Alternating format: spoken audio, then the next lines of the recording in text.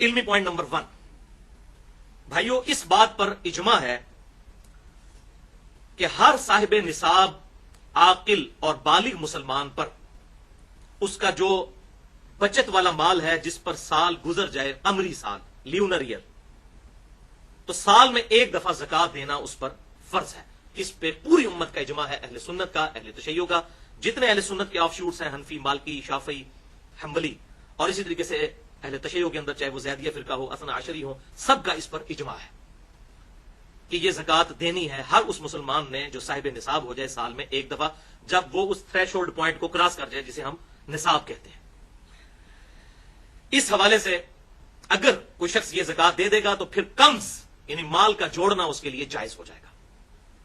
خزانہ جمع کرنا جائز ہو جائے گا اگر وہ ریگولرلی زکات دے گا۔ ادروائز آپ نے پچھلی دفعہ سورۃ التوبہ کی آیت نمبر 33 اور 34 اور 35 کے کانٹیکسٹ میں سن لیا کہ یہ مال جو ہے سونا اور چاندی، یہ گرم کر کے ان لوگوں کے ماتھوں پر داغے جائیں گے اور ان کے پہلوؤں پر، ان کے پیٹھوں کے اوپر جو لوگ زکات نہیں ادا کرتے۔ پچھلی دفعہ میں نے ڈیٹیل سے 73 منٹس اسی بھی تو گفتگو کی تھی۔ اس حوالے سے ایک موقوفاً صحیح حدیث بھی موجود ہے، جامعہ ترمذی میں انٹرنیشنل نمبر کے مطابق 632 نمبر، سیدنا ابن عمر رضی اللہ تعالی عنہما کہتے ہیں کہ جو مال کسی کو حاصل ہوا اور اس کے پاس 1 سال تک پڑا رہا تو اس پر زکات دینا فرض ہے۔ امام ترمذی رحمۃ اللہ علیہ نے پھر اس کے ساتھ اہل علم کے کامنٹس بھی نقل کیے ہیں اس حوالے سے کہ اگر سال گزر گیا، سال گزرنے سے جسٹ تھوڑی دیر پہلے اگر اس صاحب نصاب کے مال میں کوئی اور مال ایڈ ہو گیا تو کیا صرف سال گزرنے والے مال پر زکات دے گا یا پورے مال پر دے گا؟ تو انہوں نے کہا کہ اکثر اہل علم کا اس پر اتفاق ہے کہ پورے ہی مال پر وہ زکات دے گا، کیونکہ صاحب نصاب وہ پہلے ہی ہو چکا تھا۔ اگر وہ 12 مہینے چاند کے اعتبار سے، قمری اعتبار سے پورا ہونے سے پہلے اگر 10ویں مہینے اسے اور رقم مل گئی تو اس کے اندر ایڈ ہو گئی تو پوری کی وہ زکات نکالے گا۔ اب رہا یہ مسئلہ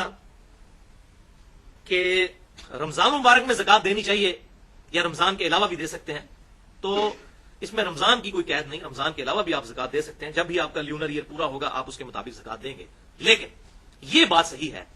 کہ صحیح بخاری اور مسلم کی متفق علیہ حدیث ہے، بخاری میں 1904، مسلم میں 2707، کہ امام کائنات صلی اللہ علیہ وسلم نے فرمایا کہ رمضان المبارک میں اللہ تعالیٰ اعمال کے ثواب کو 10 سے لے کر 700 گنا تک بڑھا دیتا ہے۔ چونکہ رمضان میں ثواب اعمال کا بڑھ جاتا ہے 700 گنا تک، اور اللہ چاہے تو کسی کے لیے اس سے بھی زیادہ بڑھا دے، لہذا بہتر یہی ہے کہ رمضان المبارک میں زکات نکالی جائے، چوپڑیاں نہ لے دو، ٹھیک ہے۔ جیسا کہ عمرے کے بارے میں صحیح بخاری اور مسلم میں حدیث موجود ہے متفق علیہ کہ آپ صلی اللہ علیہ وسلم نے فرمایا جس نے رمضان المبارک میں عمرہ کیا گویا اس نے حج کیا، اور مسلم کے ایک ترک میں آتا ہے اور ابو داؤد کے ایک ترک میں کہ گویا اس نے میرے ساتھ حج کیا جس نے رمضان المبارک کا عمرہ کیا۔ تو اسی طریقے سے پریفریبل یہی ہے، اور ویسے بھی حساب رکھنا آسان ہو جائے گا قمری سالوں کا،